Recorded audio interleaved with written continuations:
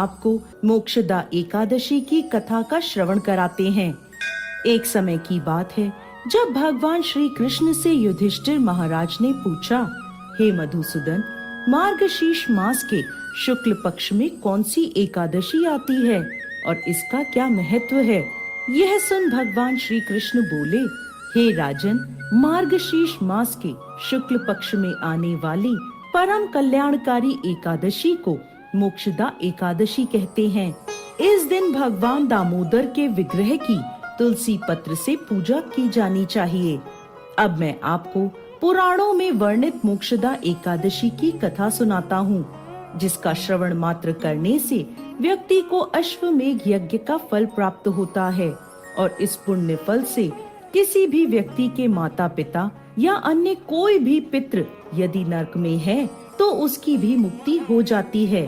ध्यान पूर्वक अब आप ये कथा सुने। प्राचीन काल में चंपक नगर नाम का एक अत्यंत सुंदर नगर था। यह संपूर्ण सुख और समृद्धि से संपन्न था।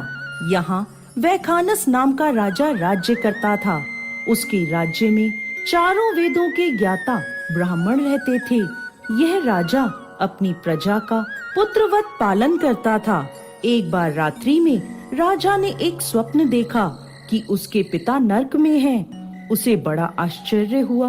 प्रातः काल वो विद्वान ब्राह्मणों के पास गया और अपना स्वप्न सुनाने लगा और बोला, हे ब्राह्मण, मैंने अपने पिता को नरक में कष्ट उठाते देखा है। उन्होंने मुझसे कहा कि हे पुत्र, मैं नरक में पड़ा हूँ, यहाँ से तुम मुझे मुक्त कराओ। जब से मैंने यह वचन सुने हैं तब से मैं बहुत बेचैन हूँ। चित्त में बड़ी अशांति हो रही है। मुझे इस राज्य, धन, पुत्र, स्त्री, हाथी, घोड़े आदि में कुछ भी सुख प्राप्त नहीं हो रहा। मैं क्या करूं?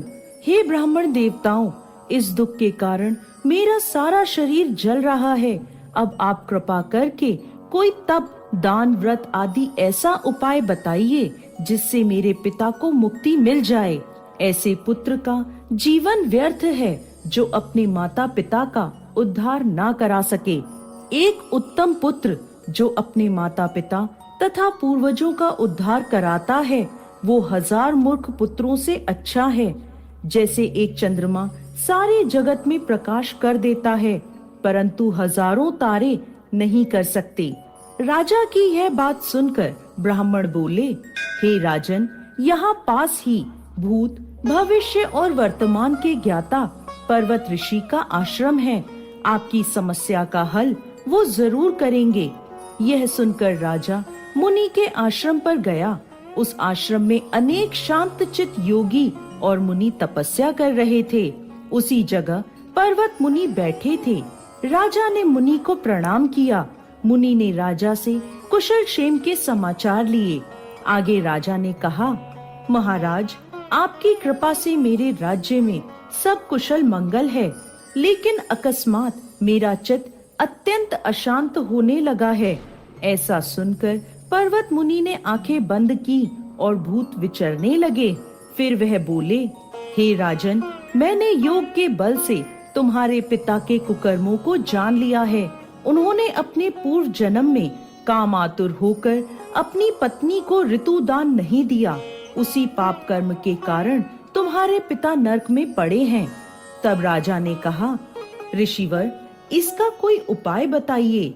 मुनि बोले, हे राजन, आप मार्गशीर्ष मास की एकादशी का उपवास करें और इस उपवास के पुण्य को अपने पिता को समर्पित कर दें, जिसके प्रभाव से आपके पिता की अवश्य ही नरक से मुक्ति होगी।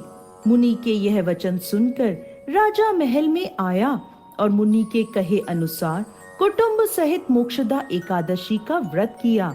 इसके उपवास का पुण्य उन्होंने अपने पिता को अर्पण कर दिया, जिसके प्रभाव से राजा के पिता को मुक्ति मिल गई और स्वर्ग में जाते हुए वो अपने पुत्र से कहने लगे, हे पुत्र, तेरा कल्याण हो। यह कहकर वो स्वर्ग चले गए। मार्गशीर्ष मास के शुक्ल पक्ष की मोक्षदा एकादशी का जो व्रत करते हैं उनके समस्त पाप नष्ट हो जाते हैं।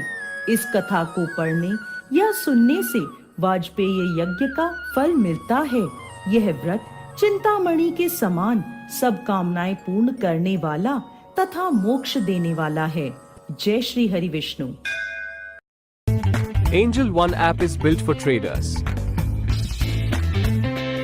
Open free Demat account today. Investments in security.